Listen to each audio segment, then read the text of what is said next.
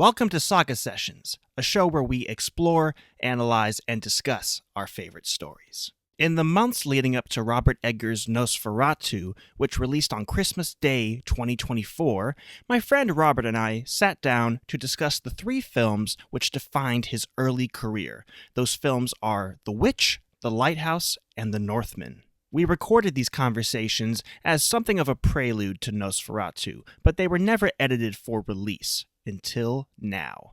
You can check out our review of Nosferatu here on the channel by clicking on the card above. This first episode begins with The Witch.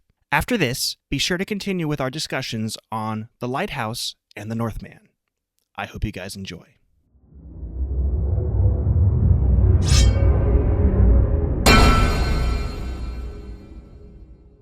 Let's focus this segment on The Witch, being the first film from Robert Eggers. Yeah. Robert, can you walk us through the storyline, the plot? Yeah, so Robert Eggers' films all take place during a very distinct time and place, and this is during the 1600s. It centers around a family that is kicked out of a colony, out of an established colony, because of religious differences between the father of the family and what the church of this colony believes. In the very beginning, which is very important, I feel like, for the character, the dad has the option to kind of relent, you know what I mean, his disagreement with the church that's going, with the church and the way that what he's being prosecuted for. They give him the option, like, hey, if you don't want your family to get kicked out of this place, then, like, you know, now's your option. You can do it. And he decides not to take it. So it's kind of like this prideful moment for him where he chooses not to kind of compromise on whatever he's not compromising on his convictions. On his convictions. And so him and his family are kicked out of the colony. They cart themselves off into the middle of the woods where he starts building like a house for them, and they try to become self-sustaining outside of the colony. And that's when all the bad stuff starts happening. The rabbit.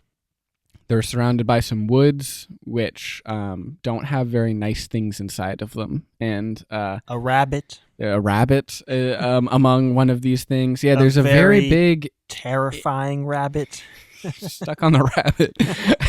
Yeah, I don't know. I feel like it is interesting, like, the emphasis that The Witch puts on the wildlife and the animals in it. You know, the rabbit is very prominent, as you have mentioned. And obviously, goats are a huge... Well, the family has their own black goat called Black Phillip. Called Black Phillip, who we learn... Just a normal goat. Yeah, well, we learn later that he's not all that he appears to be. He's Satan.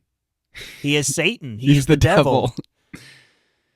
Crazy plot twist. Which is weird because you'd think they would find the devil, Satan, in animal form in the woods, but it turns out they had him all along in their home. I wonder if that means anything.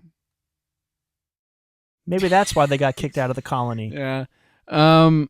Yeah, and so what kind of ensues after they're kicked out of the colony and they're trying to establish themselves in this clearing in the middle of the woods is they're being kind of afflicted by, like, this witch that lives in the woods around them, but they don't know. It's kind of like, we know that she's there, but she's behind the curtain for them, so, like, they have no idea why all this bad stuff is happening. And also, there's Black Phillip, which is, you know, Satan. He's in goat form and living, you know, in their shed and stuff. So obviously a bunch of bad stuff starts happening. First and foremost, the first thing that happens is that their newborn baby goes missing very abruptly. I mean, it's in the trailer where Anya Taylor-Joy's character is going like, boo, boo, boo, and covering her eyes and just playing peekaboo with him. And she takes him away one after a moment and he's just gone. And so that's the kind of the first bad thing that happens to them. I think the way that most of the tension and the drama and the conflict unfolds is that all this bad stuff is happening to this family, and the family starts to mistrust each other. And that's kind of what's happening, because, like I said, we know there's a witch in the woods. They don't. Like, it's this whole descent into paranoia where they start, like, believing that, you know, that their children are underneath, like, the influence of witchcraft and they don't know who, and then eventually they settle on Thomasin because why not? She's a girl, and that's how it worked back then. Yeah, the oldest girl. Bad stuff conveniently does happen whenever she's alone with the kids, and we know that it's not, but it's probably just like intentional. And we know real that it's not her. real quick, can we just point out that for some reason the two youngest children, who I think, well, not counting the missing baby, the two youngest children who I think are twins, they have this very close, playful relationship with Black Phillip. They do, yeah. And they keep claiming that Black Phillip is speaking to them. Am I remembering that correctly? Yes. Okay, just wanted to throw that out there. Yeah, I don't know. It's I feel like I haven't gotten to the very bottom.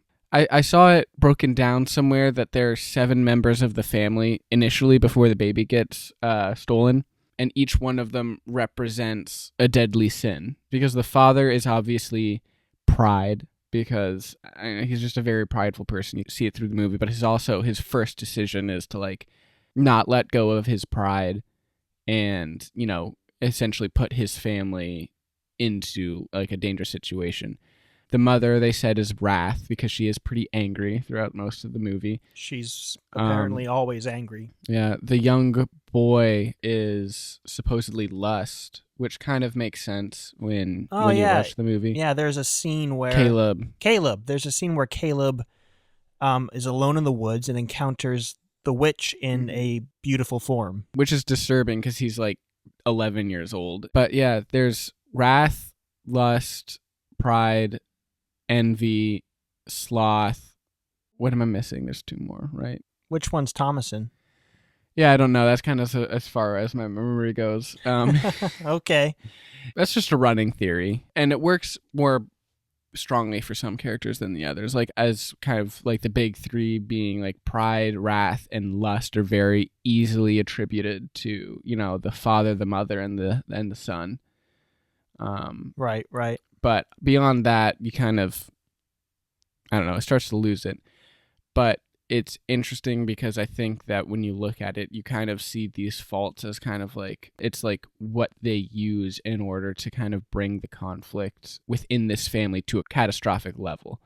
Like for the dad, keeps on kind of being put in situations where he has to compromise his pride in order to kind of like diffuse the situation, and he never does. Like even to the point where he like lies and throws his own daughter under the bus, because there's this whole situation where one of their silver cups goes missing, and the mom blames Thomasin, who's the oldest daughter, and the dad lets that slide, lets the blame go to his daughter, even when he knows that he was the one who sold that cup back in the colony for like extra food or whatever, And so it's interesting because I think that that's kind of like the key in the corner for like the reason why it goes so badly is in between the dysfunctionality of the family dynamic. So we're touching on the chaos that breaks out in the family, and as you just mentioned, the dysfunctionality. But have we hit a point in the story where the plot kind of goes away?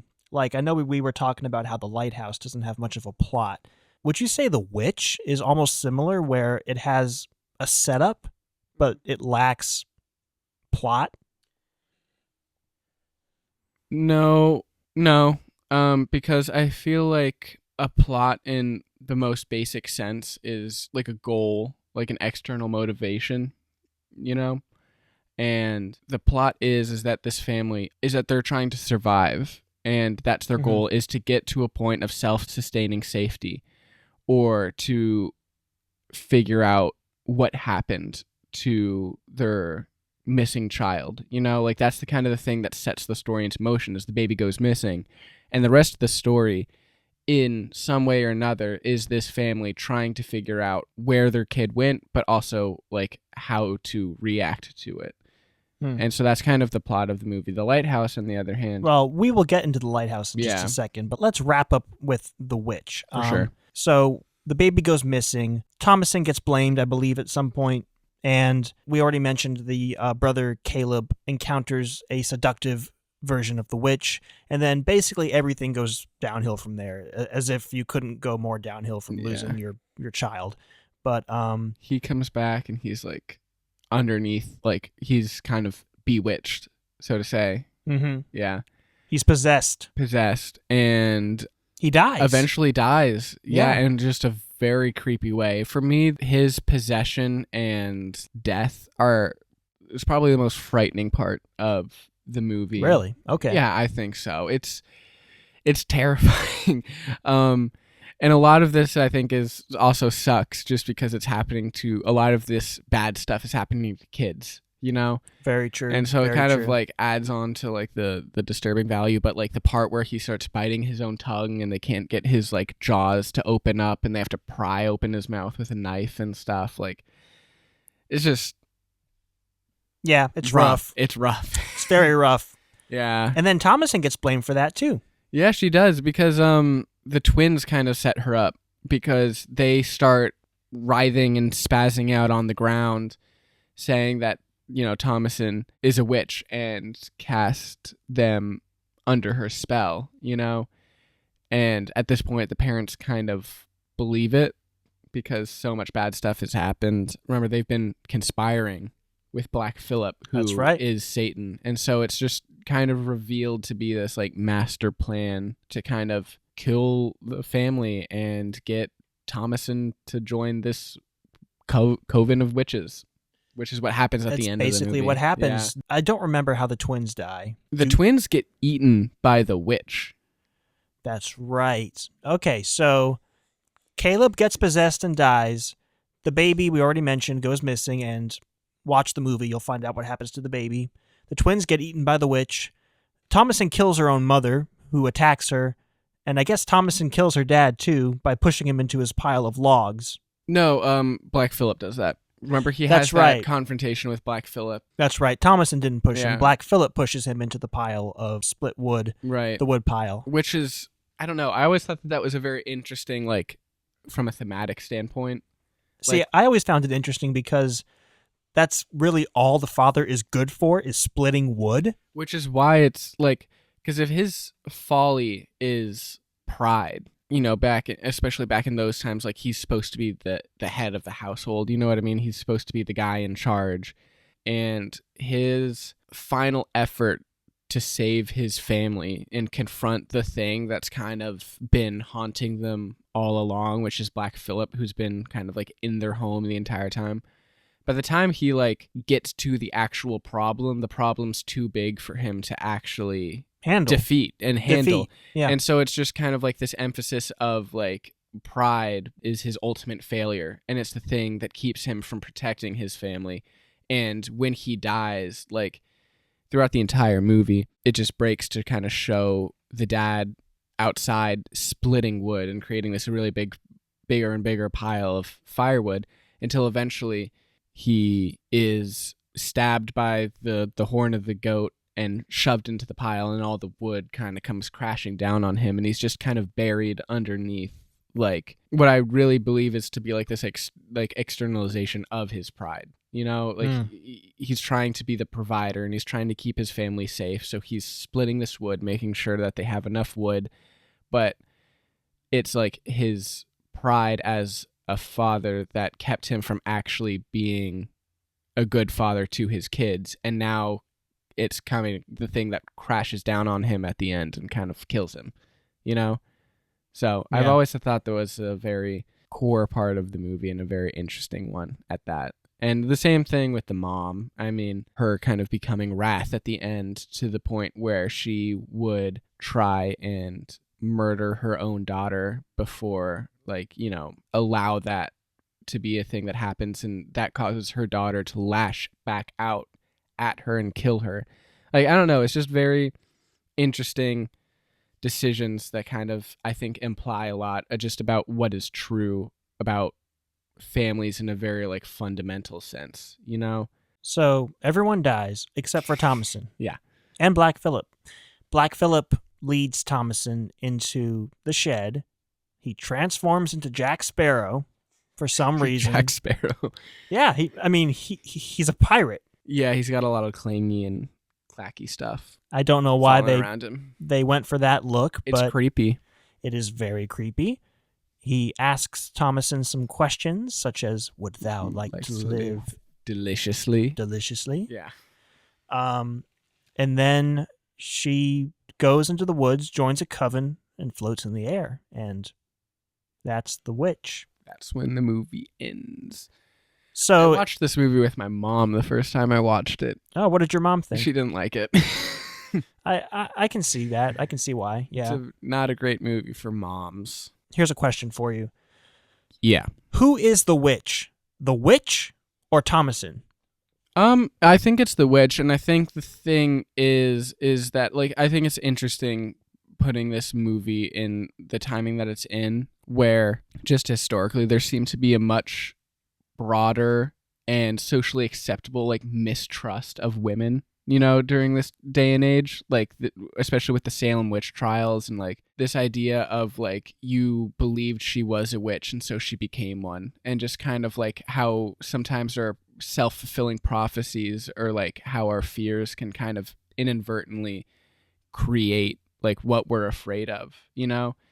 And so I think that Thomasin in the very beginning of the story definitely was not a witch, but she became one because her family believed that she was one. And yeah. All right. And it's time to turn our attention to the lighthouse. Wait, what would you give this out of 10? Oh, good point. What would you give it out of 10? Out of 10, I have to give The Witch a 7. 7 solid. I'm going to give it like a 9 or a 10.